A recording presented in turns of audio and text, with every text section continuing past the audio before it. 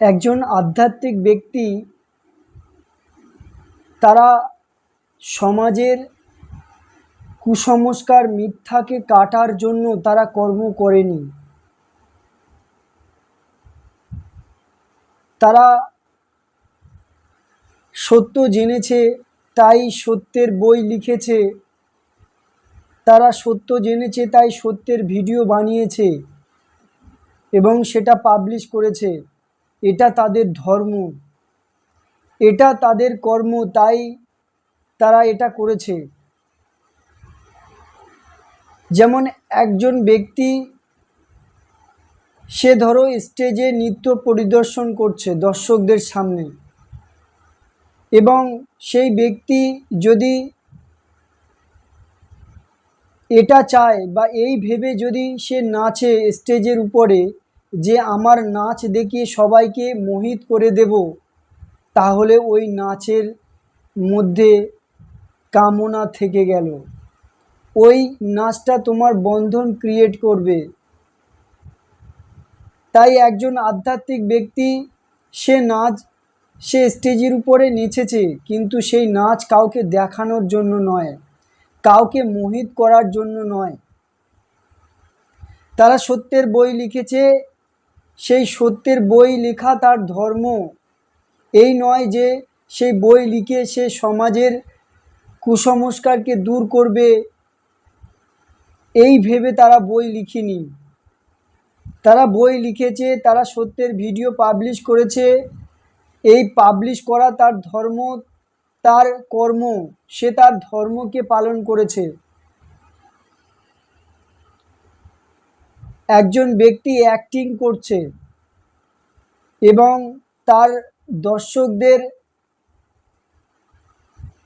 যদি ভিতরের কুসংস্কারকে দূর করার জন্য সে অ্যাক্টিং করে, সে যদি এই ভেবে অ্যাক্টিং করে যে আমার অ্যাক্টিংয়ের মাধ্যমে সমাজের কুসংস্কারকে দূর করে দেব, সমাজের মিথ্যা, সমাজের কুসংস্কারকে দূর করে দেব, এই ভেবে যদি সে অ্যাক্টিং করে, তার অ্যাক্টিংয়ের মধ্যে কামনা থেকে গেল, তার অ্যাক্টিংয়ের মধ্যে কিছু চাওয়া বসে গেল, কিছু আশা জন্মে গেল।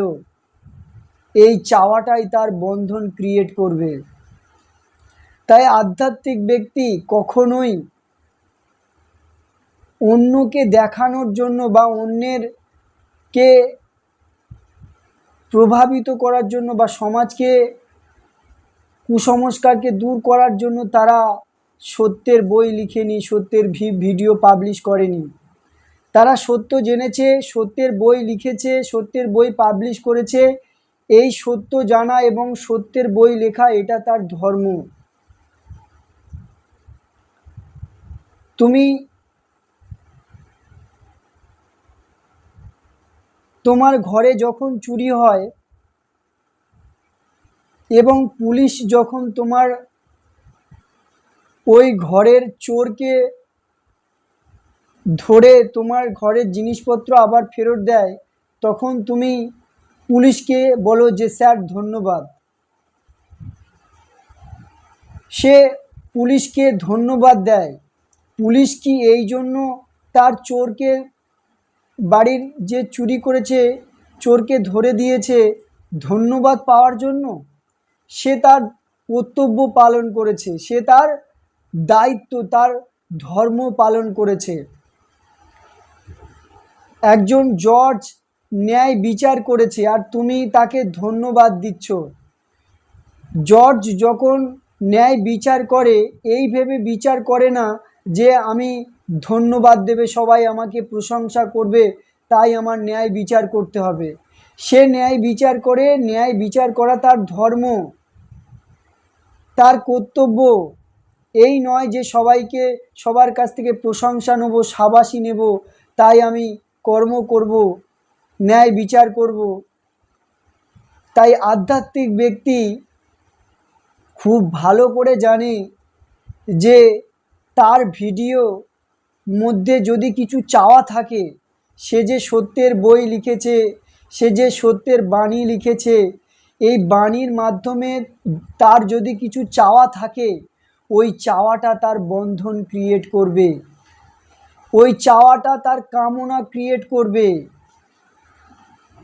তার অহংকার ফিড আপ হওয়ার সম্ভাবনা থেকে যাবে যদি সে ওই ভিডিওর মাধ্যমে সমাজের কুসংস্কারকে দূর করার মনোভাব নিয়ে সে যদি ভিডিও বানায়। তাই কবির দাস তিনি বলেছে, চাহা গই চিন্তা মিটি মন বেপারভা, चाहा गई चिंता मिटी मन बेपरवाह, जिनको कुछ नहीं चाहिए वो शहंशाह। তো যে ব্যক্তি কিছু চায় না সে শাহেনশাহ।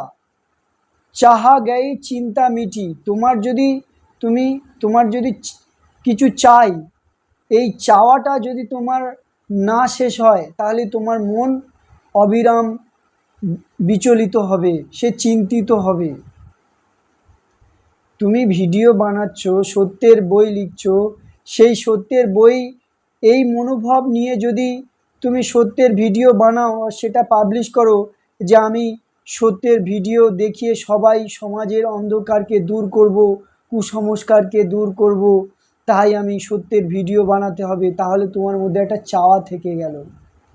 এই চাওয়াটাই তোমার মৃত্যুর কারণ, তোমার বন্ধনের, তোমার মুক্তির পথে বাধা হয়ে দাঁড়াবে। তোমার মন বিচলিত হয়ে যাবে, মন বেপারওয়া হবে না। চাহা গই চিন্তা মিটি মন বেপারওয়া, মন শান্ত হবে না তোমার যতক্ষণ চাওয়া মিটবে না। চাওয়া আছে মানে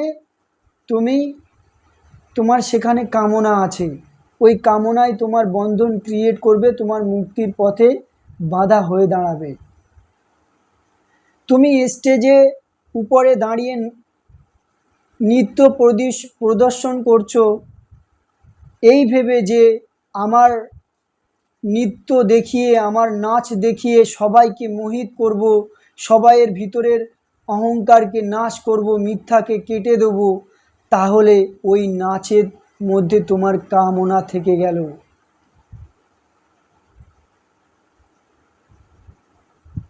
তুমি সত্য জেনেছো তাই সত্যের বই লিখেছো, সত্যের বই পাবলিশ করেছো, এটা তোমার ধর্ম, এটা তোমার কর্ম, তুমি তোমার কর্ম করো।